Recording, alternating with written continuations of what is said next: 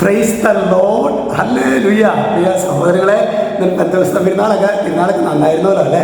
ശരിക്കും പലരും ഇന്നലെ വൈകിട്ടൊക്കെ വിളിച്ചായിരുന്നു. ഇവിടെ പറഞ്ഞു വെച്ചാൽ ഞങ്ങൾ പരിശുദ്ധാത്മാവെ ഇളങ്ങെ സ്വാഗതം ചെയ്യുന്നു, പരിശുദ്ധാത്മാവെ ഇളങ്ങെ ആരാധിക്കുന്നു.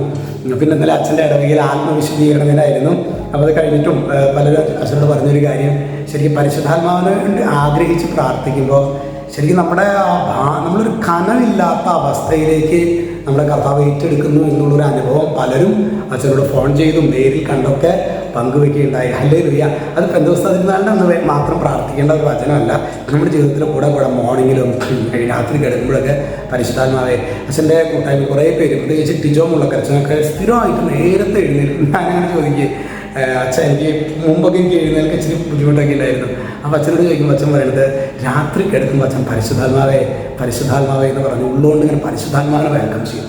പരിശുദ്ധാത്മാവിനോട് വിളിച്ച് പ്രാർത്ഥിച്ച് കിടക്കും. അച്ഛൻ പറയാണ്, ഒരു 4-4:30 ആകുമ്പോൾ വേഗം എഴുന്നേറ്റ് 4:30 നോക്കുമ്പോൾ അച്ഛനെ സംബന്ധിച്ച് ലേറ്റായി.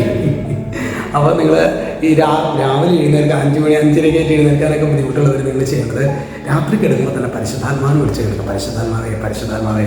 പ്രിയ സഹോദരങ്ങളിൽ പുതിയൊരു ഉണർവ് കർത്താവ് നമുക്ക് നൽകും. ഹല്ലേലൂയ. ഇന്ന് നമ്മൾ ധ്യാനിക്കുന്നത് ഫിലിപ്പി 2:16. ഇവിടെ വചനം വെളിപ്പെടുത്താണ്, നിങ്ങൾ ജീവന്റെ വചനത്തെ മുറുകെ പിടിക്കുന്നു. അപ്പോൾ ഞാൻ ഓടിയതും അധ്വാനിച്ചതും വ്യർത്ഥമായില്ലെന്ന് ക്രിസ്തുവിൻ്റെ ദിനത്തിൽ എനിക്ക് അഭിമാനിക്കാം. ക്രിസ്തുവിൻ്റെ ദിനത്തിൽ, ഈ ദിനത്തിലേക്ക് വെച്ചാൽ പക്ഷേ ഇന്ന് ചിലപ്പോൾ നമ്മൾ അപ്ഡേറ്റ് അല്ല, അങ്ങനെയാണ് പറയുക. ചിലപ്പോൾ അങ്ങനെ പറയാതെ, അതായത് അച്ഛൻ അപ്ഡേറ്റഡ് അല്ല, അച്ഛൻ അത് കാര്യമില്ല, വചനം മാത്രമേ ഉള്ളൂ. അങ്ങനെയൊക്കെ ഇങ്ങനെ ശരിക്കും നമ്മൾ ദുഷിച്ച് പറയുന്നുള്ളൂ. അതൊന്നും നമ്മൾ വചനത്തെ മുറുകെ പിടിക്കണം. സഭാപ്രബോധനങ്ങളെ മുറുകെ പിടിക്കണം. ക്രിസ്തുവിൻ്റെ അധികാരികളെ നമ്മൾ അനുസരിക്കണം. നമ്മുടെ ലീഗലായിട്ടുള്ള അധികാരികളെ നമ്മൾ അനുസരിക്കണം. ഇവരൊക്കെ ഡയറക്റ്റ് പാവം ആര് ചെയ്യാൻ പറഞ്ഞാലും ചെയ്യരുത്.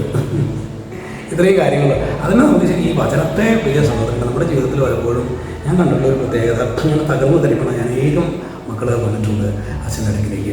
ഞാൻ ശരിക്കും ഇവരോട് വചനവുമായിട്ടൊക്കെ ബന്ധപ്പെട്ട് പറയുമ്പോൾ വചനത്തെക്കുറിച്ചുള്ള ആത്മകത എനിക്ക് തോന്നുന്നു നമ്മുടെ കത്തോലിക്ക സമൂഹത്തിൽ വളരെ ഗൗരവമാണ്. വചനപ്രഘോഷണവും കാര്യങ്ങളൊക്കെ കുറേ നടക്കുന്നുണ്ടെങ്കിലും ശരിക്കും ഈ വ്യക്തിയെ വചനത്തിൽ വേര് അതിൻ്റെ ഉറയ്ക്കണ്ടേ.